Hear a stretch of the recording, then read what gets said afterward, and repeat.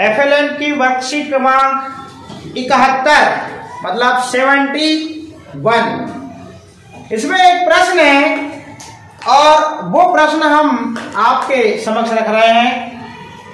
मौखिक चर्चा का जो विषय है वो है कि आपकी 3 इच्छाएं बतानी है। भव्या अभी आपने एक बताए थे, तो तैयार हो जाइए 3 इच्छाएं बताने के लिए, और हम 2 या 3 से पूछेंगे, फिर हम आगे का विषय चालू करेंगे, क्योंकि टाइम उसमें लगा देंगे तो फिर पढ़ाई कब होगी। पहला जवाब हम लेना चाहेंगे डेनिस भाई से। पहली इच्छा बताइए आपकी, और जोर से बोलिएगा थोड़ा। हम बड़े होकर एक टीचर बने। पहली, ठीक है। दूसरा, कि हम एग्जाम में पास हो। ठीक है। तीसरा, और टेस्ट में भी पास हो जाए। चलिए बढ़िया। जब आप एग्जाम में पास होगे, टेस्ट में पास होगे तो टीचर बन ही जाओगे। मगर और कुछ हटके पूछना चाहते हैं, इनका भी अच्छी इच्छाएं हैं, और उस इच्छाएं के लिए आपको रोज स्कूल आना पड़ेगा, प्रतिदिन आपको अपने घर में अपना होमवर्क करना पड़ेगा, ये सब आपको काम करने पड़ेंगे, और प्रतिदिन उसी सोच के हिसाब से कि हमको टीचर बनना है। यदि हमको टीचर बनना है बाबू, तो घर में भी मेहनत करनी पड़ेगी और स्कूल में भी मेहनत करनी पड़ेगी, और रोज हमें स्कूल आना पड़ेगा, और हमारे टीचर का कहना, हमारे घर में अपने मम्मी पापा का कहना मानना पड़ेगा। यदि आप इतना कर लेंगे डेनिस, तो आपको टीचर बनने से कोई नहीं रोक पाएगा। भव्या बताना चाह रही है, बताइए आपकी 3 इच्छाएं। खड़े जाइए और जोर से बोलिएगा, फिर हम आगे की शुरुआत करते हैं। बताइए। सर, आप बहुत ज्यादा ठीक रहो और आपको अभी तबीयत ना खराब हो। पहली इच्छा। दूसरी, मेरे फ्रेंड्स भी ठीक रहे, सारे स्कूल के बच्चे ठीक रहे। ठीक। तीसरी, और हमारा स्कूल कभी खत्म ना। चलिए बहुत बढ़िया, अच्छी सोच है। इनका कहना है कि हमारे टीचर स्वस्थ रहे। यदि हमारे टीचर स्वस्थ रहेंगे तो वो हमें अच्छा पढ़ाएंगे। फिर दूसरा इनका कहना है कि हमारे फ्रेंड्स स्वस्थ रहे, और ये हमारा जो स्कूल है जिस प्रकार से चल रहा है, और ये ऐसे निरंतर चलता रहे, और हमारे आने वाले छोटे भाई बहन उनको भी इसी प्रकार की शिक्षा मिले, ये ऐसी कामना करते हैं। इनके विचार, इनकी इच्छाएं बहुत अच्छी हैं, ताली बजना चाहिए इनके लिए। सभी लोग एक बार अपने बुक में देखें, ध्वनि जागरूकता वाला जो पॉइंट है, वहां पर सब फिंगर ले जा लें अपनी, और ध्वनि जागरूकता में वहां पर निर्देश यह देता है कि आपको ई की मात्रा, मतलब बड़ी ई जिसे कहते हैं, कौन सी? बड़ी। हमने इसके पहले इस ई की मात्रा पे चर्चा कर लिया है। आज इस वाले ई पे, इसको थोड़ा जोर से बोला जाता है, इसको थोड़ा धीरे से बोला जाता है। ये है ई और ये है ई। वैसे ही आज आपको ध्वनि जागरूकता में आपको क्या करना है, ई की मात्रा की पहचान करनी है। और आप सभी जानते हैं इसको बड़ी ई कहते हैं, मगर हम बड़ी ई नहीं बोलते, इसको हम सिर्फ ई कहते हैं, और इसे ई की मात्रा कहते हैं। इस मात्रा के पहले पूरे अक्षर लगते हैं, मतलब बिफोर में, क्योंकि इसका जो झुकाव है वो इधर है, मतलब बिफोर में पूरे व्यंजन वर्ण लगेंगे, क से लेके ग तक। ठीक है। शब्द है आपका पहला ध्वनि जागरूकता का, पढ़िएगा। क्या है? कील। क्या है? कील। देखिए ये ई की मात्रा लग गई, और ये ल क में ई की मात्रा की और ल शब्द हो गया कील। हार्मिका रूपांकी प्लीज बोर्ड तरफ देखिए बेटा, यदि आप नहीं देखेंगे तो आप निश्चित रूप से कुछ खो रहे हैं, और आप बोर्ड तरफ देख रहे हैं, अपने टीचर से जुड़े हुए हैं। आई कांटेक्ट मिलाइए मेरे से, मैं जो निर्देश देता हूँ कि आप ध्वनि जागरूकता वाले पॉइंट में देखिए, वहां शब्द में देखिए, आप जैसा मैं कहता हूं वैसा यदि आप फॉलो करते हैं तो निश्चित रूप से आप कुछ सीख रहे हैं। अन्यथा आपका मन इधर उधर भटक रहा है तो आप ये सोचिए कि मैं कुछ खो रहा हूं, मेरे स्कूल आने का कोई मतलब नहीं है। आप यहाँ होने के बाद भी आप अपसेंट है, मान लीजिए आपको। अगला जो शब्द है वो क्या है? मगन। म ग और न। देखो बेटा, ये बिना मात्रा वाला शब्द है जिसे हम अमात्रिक शब्द कहते हैं। आप लोगों ने बहुत लिखा है इसको और बहुत पढ़ा है। यह है म ग न। तो मगन शब्द में आपको ई की मात्रा कहीं लग रही है क्या? ई की मात्रा की आवाज कहीं पहचान आ रही है क्या? नहीं। और कील शब्द में, कील शब्द में आ रही है। तो दोनों में अंतर यही है, ये अमात्रिक शब्द है, इसकी में ई की मात्रा कहीं भी नहीं है और कील शब्द में क में ई की मात्रा लगी हुई है। काय में लगी रूपांक की ई की मात्रा? काय में ई की मात्रा काय में लगी है? बताओ डेनिस। ये इसका मतलब आपका ध्यान नहीं है। जिसका मन नहीं लग रहा है, जिसको बात करना है, वो प्लीज बाहर जा सकता है। जवाब वही देगा जो सुनेगा ध्यान से। पूछ रहा हूं कि ई की मात्रा काय में लगी तो वो ई की मात्रा बताइए, इसका मतलब ध्यान नहीं। तो इतने अच्छे से पढ़ाने का मतलब निकालना चाहिए कि पूरी चीज आप तक पहुंचे। मैं अपने लिए नहीं कर रहा हूं, मैं आप लोगों के लिए करता हूं और ये मेरा कर्तव्य है। हरी बात समझ में? आप शब्द पढ़ेंगे नीचे वाला, उसके क्या लिखा है? पढ़े सब लोग? उसी के नीचे कील फिर से लिखा हुआ है, कील। और उसके बाद क्या शब्द लिखा है? गरज। और गरज के बाद देखिए बेटा क्या है? दीपक। ये लीजिए, द में ई की मात्रा ई, प और क, तो क्या हो गया? दीपक। देखिए, अब गरज शब्द भी अमात्रिक शब्द है, इसमें कोई मात्रा नहीं लगी है। और यहाँ पर कील शब्द में आपको पहले बता दिए, कील शब्द में बताओ बात काय में लगी है ई की मात्रा? क में। Very good. क्या गरज शब्द में ई की मात्रा है? No sir. जातस, क्या गरज शब्द में ई की मात्रा दिख रही है बेटा? नहीं दिख रही। Very good. सोम, दीपक शब्द में ई की मात्रा काय में लगी है? द में लगी है बेटा, तब तो होगा दी। मैंने पूछा दीपक शब्द में ई की मात्रा काय में लगी है? आप ध्यान दीजिए, मैं नाम उसी का लेता हूं जो इधर उधर देखते रहता है। दीपक शब्द में ई की मात्रा काय में लगी है? द में लगी है। और जब दी में लगी तो मैं क्यों पूछूंगा? जब दी में लगेंगे तो मैं क्यों पूछूंगा कि काय में लगी है? जो पूछा जा रहा है वो क्या पूछा जा रहा है, आप उसका ध्यान रखें। तन्वी, आप बोर्ड तरफ देखें। दीपक शब्द में ई की मात्रा द में लगी है, तो तीनों में अलग यदि करें हम, कौन से शब्द को अलग करेंगे? गरज। क्यों करेंगे? ई की मात्रा नहीं है। और हम क्या सीख रहे हैं? ई की मात्रा। क्या सीख रहे हैं बेटा? ई की मात्रा। तो अभी तक हमने कील, मगन, कील, गरज और दीपक। कील और मगन में हमने मगन शब्द को अलग किया। क्यों अलग किया? क्योंकि इसमें ई की मात्रा नहीं है। और फिर नीचे कील, गरज और दीपक, इसमें हमने किस शब्द को अलग किया? गरज को। उर्विशा, आप पढ़ने में आपका मन नहीं लग रहा है क्या? फिर आपको बुक या फिर कहानी पढ़ाई जाती है तो फिर आपका कॉन्फिडेंस कम हो जाता है। आप यहां देखिए, आपका कॉन्फिडेंस तभी आगे होगा जब आप यहां पर सहभागिता निभाएंगे। आपको क्या जलन की भावना पैदा नहीं होती कि एक बच्चा स्पीड से पढ़ रहा है और दूसरा नहीं पढ़ रहा है? तो आपको नहीं लगता कि मैं आगे बढ़ूंगा, क्या पीछे रहूंगा? लगता है। तो ध्यान से देखो ना, आपकी टेबल कहाँ जा रही है? हाँ बोले तो वो उसको मुबारक। नीचे देखिए फिर क्या लिखा है? कील के गीत। क्या लिखा है? ग में ई की की मात्रा और त गीत शब्द के बाद क्या लिखा है?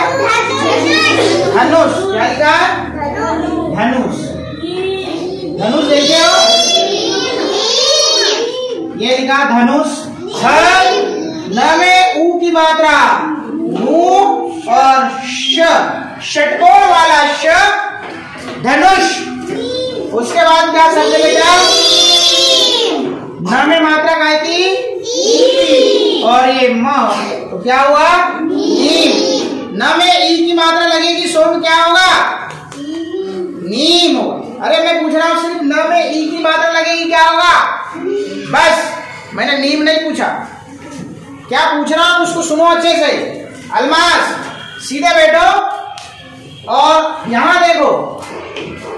नीम पहला शब्द गीत, दूसरा शब्द धनुष, तीसरा शब्द नीम। यदि अलग करेंगे किसको करेंगे? क्यों करेंगे? नहीं है। और हम सीख क्या रहे हैं? ई की मात्रा। तो यहाँ पर जो धनुष शब्द है वो अलग है, गरज शब्द अलग है, मगन शब्द अलग है। वो इसलिए है क्योंकि इसमें ई की मात्रा का प्रयोग नहीं हुआ। ई की मात्रा का प्रयोग कौन कौन से शब्दों में हुआ? कील, कील, दीपक, गीत और नीम। और ई की मात्रा अपने हाथों से भी बनाई जा सकती है। ये आप देख रहे होगे, ये वाली अपन ने सीख लिए। आज किसकी बारी चल रही है? इसकी चल रही है। ये है ई की मात्रा और ये है ई की मात्रा। यही वाली मात्रा आप देख पा रहे होगे बोर्ड में। ये अपने हाथों से भी इन मात्राओं को याद रख सकते हैं। जयंत कौन सी मात्रा सीख रहे हैं आप? कौन सी मात्रा?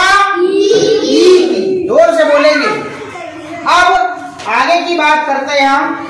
यहाँ पर ये आपकी बुक है और यहाँ चित्र दिए हुए हैं। क्या दिए हैं? चित्र दिए हैं।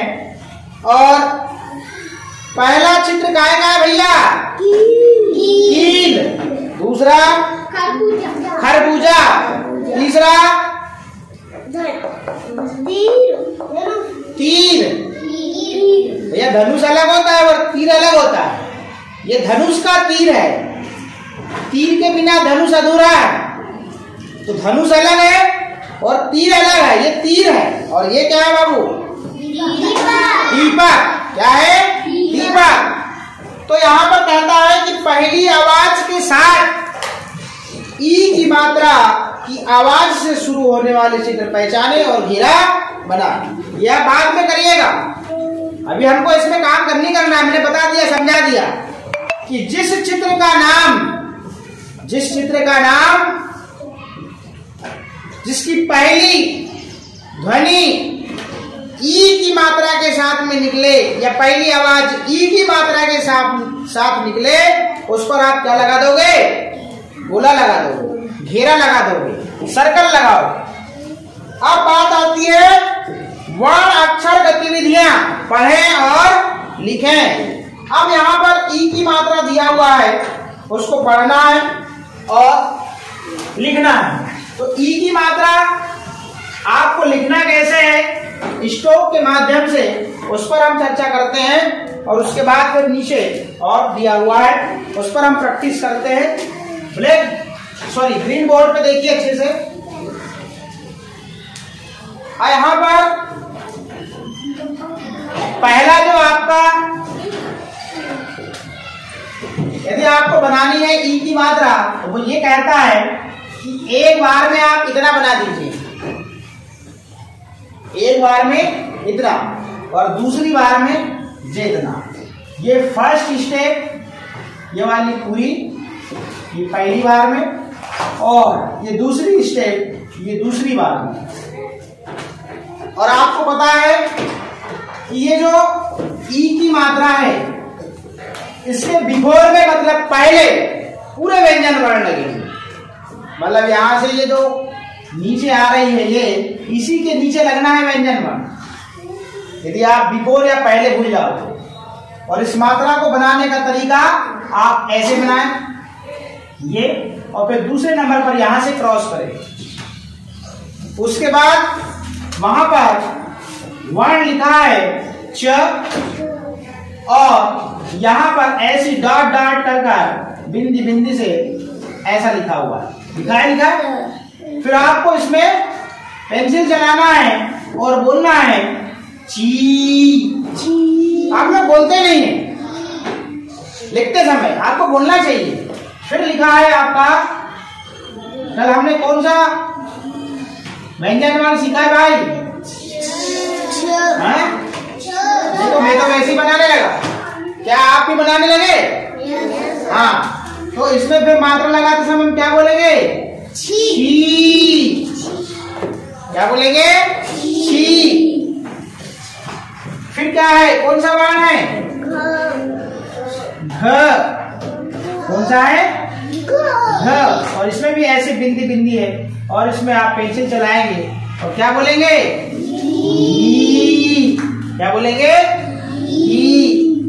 इस प्रकार से आपको अभ्यास करना है, मगर बोल कर करना है। एक नियम याद रखिए हमेशा, चाहे घर हो चाहे स्कूल हो, जब भी हम क्लास वर्क करें या HW करें, हमको बोलकर करना है। क्या करना है? बोलकर करना है। यदि हम बोलकर नहीं करेंगे तो सिर्फ ये हाथ को याद होगा, ना तो हमारे माइंड को याद होगा, ना हमें हमारी टंग को याद होगा। हमारी टंग से आवाज ही नहीं निकलेगी। हमने तो सिर्फ इसको सिखाया है लिखना, इसको नहीं सिखाया, इसको नहीं सिखाया। तो तीनों चीजें सीखना चाहिए, हमारी आंखें, हमारे हाथ, हमारा मुंह, ये सब हमारे, जब हम लिखते समय बोलते हैं ना, तो हमारा माइंड भी काम करता है, आंखें भी काम करती हैं, हाथ भी काम करता है और मुंह भी काम करता है। और जब परीक्षा में मान लो भूल जाए तो हो सकता है कि ये हाथ भूल जाए मगर आंखें नहीं भूलती। यदि आंखें भूल जाए तो हमारा मुंह नहीं भूलने का। सारी बात समझ में, जब हमारा मुंह बोलता है तो हमारे कान सुनते हैं, और जब हमारा मुंह बोलता है तो हमारा माइंड बिल्कुल काम करता है। और लिखने में क्या है, सिर्फ हमारी आंखें काम कर रही है और हाथ काम कर रहा है, और बोलने में मुंह काम कर रहा है, माइंड काम कर रहा है, कान काम कर रहे हैं। अब क्या क्या भूलेगा? मान लो ये हाथ भूल भी गया तो हमने तो प्रैक्टिस इस मुंह से भी करा है, कानों से भी सुना है, आंखों से भी किया है। और जब मान लो ये हाथ भूल जाए तो हो सकता है हमारा मुंह याद दिला देगा, हमारी आंखें याद दिला देगी, या हमारा माइंड याद दिला देगा। आ रही बात समझ में? तो जब आप लिखते समय बोलोगे तो आपकी क्या क्या चीज काम करती है? माइंड, आंखें, मुंह, कान, हाथ। कितने लोग, कितने सारे अंग मिलकर आपकी इस अभ्यास की प्रक्रिया में बताओ शामिल होते हैं, और आप बस चुपचाप छापने में रहते हो, ऐसा बोलते भी नहीं। ये फोटो कॉपी चल रही है, इसे फोटो कॉपी में दबाए बटन खट के दे देता है। फोटो कॉपी की मशीन को कुछ याद हुआ क्या? तो वैसे ही तुम करते हो, बिना बोले बिना पढ़े। यदि आप होमवर्क करते हो तो मशीन जैसे काम कर रहे हो। अब मशीन को बोलेगा बोल, कल क्या लिखा था, कल क्या प्रिंट दिया था, बोलेगी क्या? नहीं। तो बस आप नहीं बोलोगे तो फिर वो मशीन समझ लो कल क्या पढ़ा था पता नहीं, यही हाल होगा। लिख के तो ला रहे बड़ा अच्छा, मतलब पढ़ते क्यों नहीं बन रहा है? कारण क्या है? फोन आते हैं मेरे को आपके मम्मी पापा के, सर मेरी बेटी को पढ़ते नहीं आता, सर मेरे बेटे को बनता नहीं है, वो कितना होमवर्क तो करता है। फिर हम उनको कहते हैं KG 1-2 में सो रहे थे आप, अब आपके दूसरा बच्चा आगे बढ़ रहा है तो आपको समझ में आ रही है ना? तो होमवर्क में कहीं ना कहीं लापरवाही होती है। आप बोलकर करें, ज्यादा अच्छा है। आगे है वर्ण और मात्रा मिलाकर पढ़ें। वर्ण और मात्रा, वर्ण और मात्रा मिलाकर पढ़ें। अब देखिए भैया, वर्ण मतलब व्यंजन रे, वर्ण मतलब व्यंजन। यहाँ कहता है ये क है, क्या है भाई ये क है। ये लीजिए, क में मैंने मात्रा लगाया ई की, तो क्या हो गया, क्या हुआ, की। फिर लिखा है ख, ख में मैंने मात्रा लगाया तो ई की, तो क्या हो गया, की। क्या हो गया, की। फिर मैंने ग लिखा और ग में मात्रा लगाया मैंने ई की, तो क्या हुआ, ई। क्या हुआ, ई। मुझे सब अच्छे से पता है, कौन ध्यान दे रहा है, मैं उनकी बाद में क्लास लूंगा फिर। तो क में यदि ई की मात्रा लगती तो क्या हुआ, ई। ख में ई की मात्रा लगती है तो की, और ग में ई की मात्रा लगती है तो की। अब आगे घ, घ में ई की मात्रा लगेगी तो घी। फिर है च, च में ई की मात्रा लगेगी तो ची। और फिर है छ, और छ में ई की मात्रा लगेगी तो सर आपने वो चौनी वाला छ बना दिया। च में ई की मात्रा लगेगी तो ची। एक बात ध्यान दीजिए, आपने जो व्यंजन वर्ण सीखा है उन्हीं में अभ्यास चल रहा है। ठ में क्यों नहीं लग रही, आपने सोचा है चीज को? तो आप ये नहीं कह सकते कि सर आपने तो हमको सिखाया ही नहीं और आप तो कुछ का कुछ ही पढ़ा रहे हो। भाई हमने क व्यंजन वर्ण सीखा है, ख सीखा, ग सीखा, घ सीखा, च सीखा, और कल छ खत्म हुआ। उसके पहले हम ई की मात्रा का अभ्यास किए थे, और ई की मात्रा का अभ्यास हमने मात्र क ख घ इतने में ही किए थे। अब हम यहाँ तक पहुंच गए तो इनको शामिल कर लिया गया। तो आप ये नहीं बोल सकते कि बोले सर डायरेक्ट आप पूरी 12 कड़ी पढ़ा रहे हैं। नहीं भाई, जितने व्यंजन वर्ण हम सीख रहे हैं उतने में ही हमारा अभ्यास हो रहा है। हो रहा है नहीं हो रहा है? हाँ, हो रहा है नहीं हो रहा है? अलग से तो हम कर नहीं रहे हैं।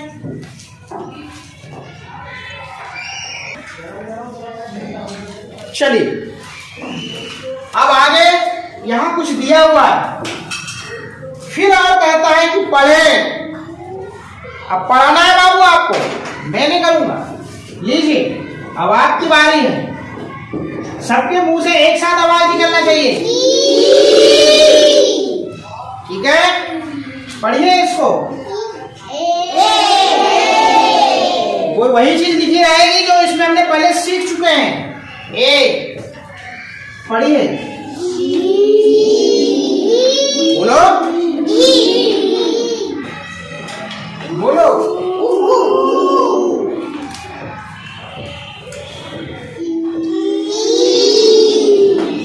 की, पढ़िए भैया, संस्कृति सीख गई हो बेटा?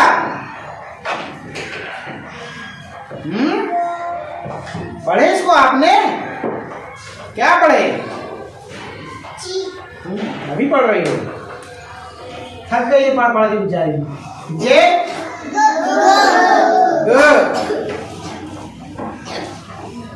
ये ई,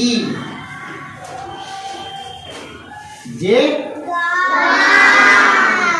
गा, ये छी, जे क, और ये खी। पढ़िएगा भैया, ये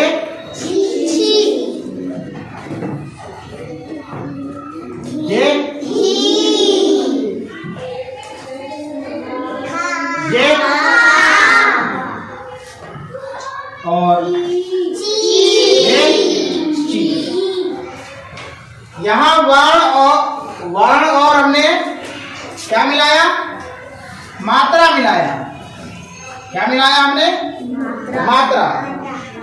यहाँ पर ई की मात्रा मिलाया। क्या मिलाया? ई की मात्रा। अब यहाँ पर कुछ शब्द लिखे हुए हैं, उनको हम पढ़ते हैं। ठीक है, यहां मिटा देते हैं।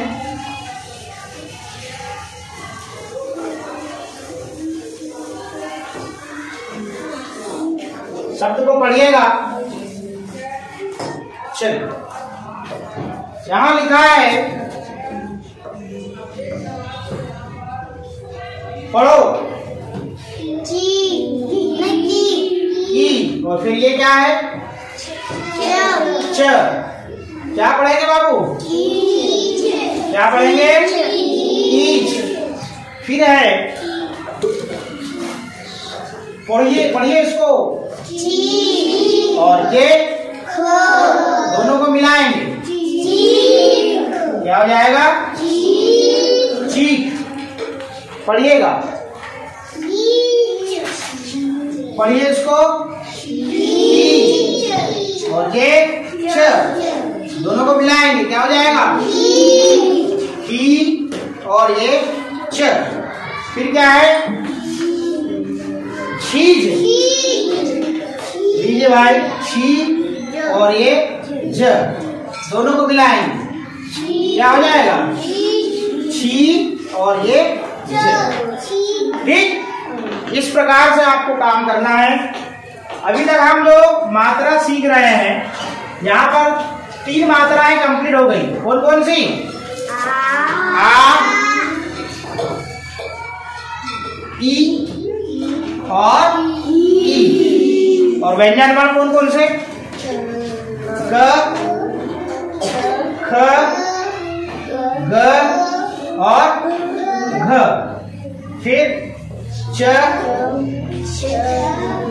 छ, अभी ज नहीं हुआ। तो व्यंजन वर्ण इतने तो आपको बनने ही चाहिए। जिसको नहीं बन रहा है मतलब वो उस दिन नहीं आया। तो क, ख, ग, घ, च, छ।